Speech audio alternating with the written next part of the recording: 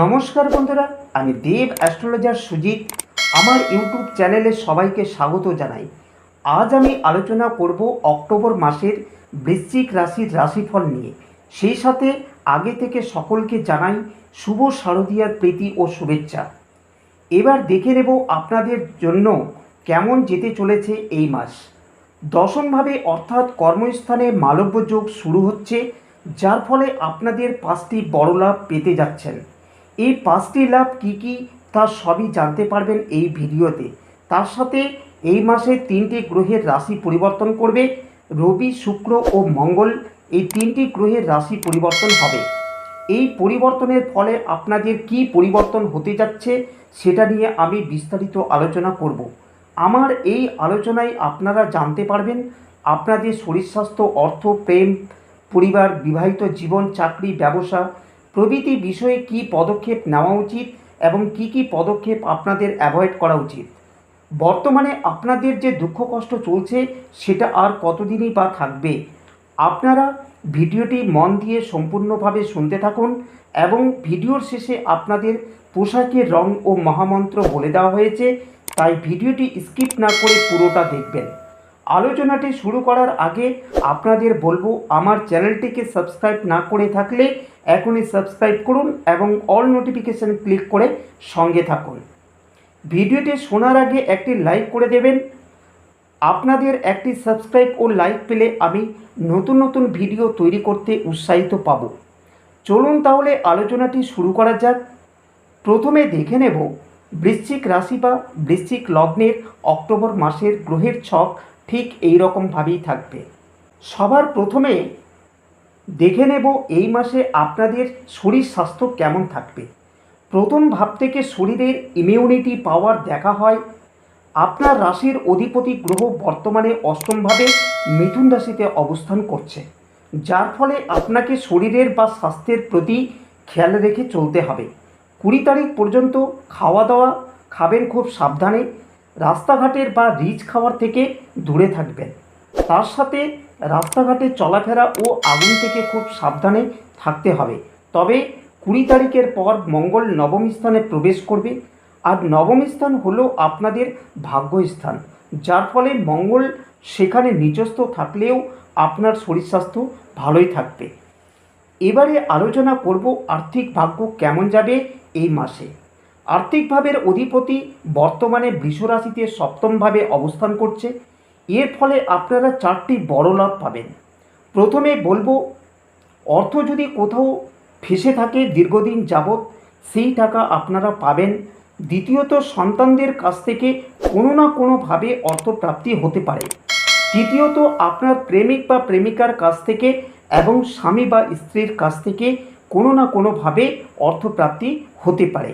চতুর্থ হলো, আপনাদের এক্সট্রা ইনকামের যোগ আসতে পারে বা কোনো জিনিস কেনাবেচার মাধ্যমে আর্থিক লাভ হতে পারে।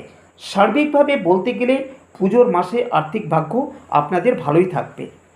এবারে আলোচনা করব পারিবারিক দিক থেকে কেমন কাটবে সারাটা মাস। পরিবারের সকল সদস্য এই মাসে ব্যস্ত থাকবে। 20 তারিখ থেকে 30 তারিখ পর্যন্ত বাড়িতে মাঙ্গলিক ক্রিয়াকলাপ বা পুজো পাঠ করতে পারেন। পরিবারের সকলে মিলে মন্দির বা ধর্মীয় স্থানে ঘুরতে যেতে পারেন। পরিবারের কোনো সদস্যদের সাথে আপনি কোথাও দান ধ্যান করতে পারেন। সব মিলিয়ে আপনাদের পারিবারিক পরিবেশ ভালোই থাকবে। এবারে আলোচনা করব যাদের সন্তান আছে তাদের কেমন যাবে। আপনারা জানেন পঞ্চম ভাব থেকে সন্তানকে বিচার করা হয়, আর পঞ্চম ভাবেই অবস্থান করছে রাহু। প্রথমেই বলবো, যাদের সন্তানের বয়স 18 বছরের নিচে তাদের অ্যাক্টিভিটি পূরণ হতে পারে এবং সেখান থেকে সার্টিফিকেট পেতে পারে। এর পাশাপাশি সন্তানের কোনো ইচ্ছে পূরণ হতে পারে। আর যাদের সন্তানের বয়স 18 বছরের ঊর্ধ্বে তাদের চাকরি বা কেরিয়ারের ক্ষেত্রে গ্রোথ আসতে পারে বা উন্নতি হতে পারে। তবে মাথায় রাখবেন, বন্ধুদের দ্বারা লটারি, জুয়া, সাট্টা এই বিষয়ের মধ্যে জড়িয়ে যেতে পারে। আপনি যদি গার্জেন হন তাহলে সন্তানকে গার্ডে রাখতে পারেন। এবারে আলোচনা করব যারা ছাত্রছাত্রী আছেন তাদের সারাটা মাস কেমন যাবে। আপনারা জানেন পঞ্চম ভাব থেকে বিদ্যা শিক্ষাকে বিচার করা হয়, আর বর্তমানে রাহু পঞ্চম ভাবেই রয়েছে, তাই ছাত্রছাত্রীদের পড়াশোনা চঞ্চলতা নিয়ে আসবে। এই সময় মন ডাইভার্ট হতে পারে। এই সময় ইউটিউবে গেম, সোশ্যাল মিডিয়া, ফেসবুকে ডুবে থাকতে পারে। যতদিন রাহু পঞ্চমে থাকবে ততদিন এই রকম ফল পাবে। তবে পঞ্চম ভাবের অধিপতি বৃহস্পতি অবস্থান যথেষ্ট ভালো পজিশনে আছে। তার সপ্তম দৃষ্টি রাশির উপর পড়েছে, তাই পরীক্ষায় পরিশ্রমের ফল পাবে, আর পরিশ্রম না করলে পরীক্ষার ফল খারাপ হতে পারে। এবারে আলোচনা করব আপনাদের প্রেম জীবন কেমন কাটবে। পঞ্চম ভাব থেকে প্রেমকে বিচার করা হয়, আর পঞ্চমেই রয়েছে রাহু। যারা প্রেম করছে তাদের বলবো খুব সাবধানে কথাবার্তা বলবেন প্রেমিক বা প্রেমিকার সাথে, কারণ আপনাদের কথাবার্তার মাধ্যমে ব্রেকআপ হয়ে যেতে পারে প্রেম জীবন। বৃহস্পতির দৃষ্টি রাশির উপর থাকলেও কথাবার্তা ভালোবাসা থাকবে ভালো, তবুও রাহু দুজনকে আলাদা করে দেয়। এবারে আলোচনা করব আপনাদের বিবাহিত জীবন কেমন কাটবে সারাটা মাস।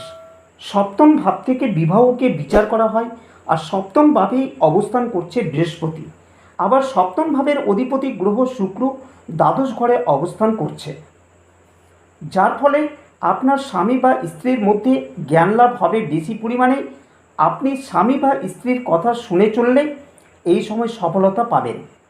এই মাসে দুজনে মিলে কোথাও ঘুরতে যেতে পারেন, আবার শপিং করতে পারেন, সেটাও যোগ থাকছে। 13ই অক্টোবরে শুক্র বৃশ্চিক রাশিতে প্রবেশ করবে। আর যারা অবিবাহিত আছেন তাদের পরিচিতদের মধ্যে থেকে বিবাহের খোঁজ খবর আসতে পারে এবং বিয়ের পিঁড়িতেও বসতে পারেন। এবারে আলোচনা করব আপনাদের এই মাসে সবথেকে গুরুত্বপূর্ণ স্থান, সেটা হলো ভাগ্যস্থান কেমন থাকবে। নবম স্থান থেকে ভাগ্যকে বিচার করা হয়, আর নবম স্থানের অধিপতি গ্রহ হলো চন্দ্র।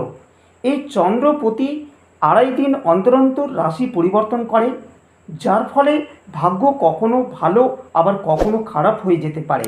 যদি আপনারা কোনো কাজ করতে চান তাহলে নভেম্বর মাসে করতে যাবেন, এই মাসে করতে যাবেন না। তবে অক্টোবর মাসের 20 তারিখের পরে করলে কিছুটা শুভফল পেতে পারেন। এবারে আলোচনা করব যারা চাকরি করেন তাদের পুরো মাস কেমন কাটবে। দশম ভাব থেকে চাকরি স্থান বিচার করা হয়, আর দশম ভাবের অধিপতি গ্রহ রবি বর্তমানে একাদশ স্থান অর্থাৎ লাভভাবে অবস্থান করছে। 17ই অক্টোবর তুলা রাশিতে প্রবেশ করবে, সেখানে রবির নিচস্থ স্থান, যার ফলে 17 তারিখের আগে কেরিয়ারে ভালো থাকবে। আবার কেতু সেখানে অবস্থান করছে। কেতু সেখানে থাকলেও মাথা যথেষ্ট ভালো কাজ করবে, বুদ্ধি এই সময় ভালোই থাকবে। বস বা সিনিয়রের সাথে সম্পর্ক ভালো থাকবে। আপনার কাজকে সবাই প্রশংসা করবে। 17 তারিখের পর কর্মক্ষেত্রে টেনশন বাড়তে পারে। এবারে আলোচনা করব যারা ব্যবসা করেন তাদের কেমন যাবে এই মাস। সপ্তম স্থান থেকে ব্যবসাকে দেখা হয়, আপনার রাশির সপ্তমপতি শুক্র তুলা রাশিতেই থাকছে, সেটা তার নিজের ঘর, যার ফলে ব্যবসা অত্যন্ত ভালো হবে। এই মাসে ব্যবসার দিক কোনো সমস্যা থাকছে না। এতক্ষণ আমি বৃশ্চিক রাশির জাতক জাতিকাদের নিয়ে যে আলোচনা করলাম তা আপনার রাশি বা লগ্নের উপর ভিত্তি করে এবং গ্রহের গোচর ফল বা লগ্নের উপর ভিত্তি করে।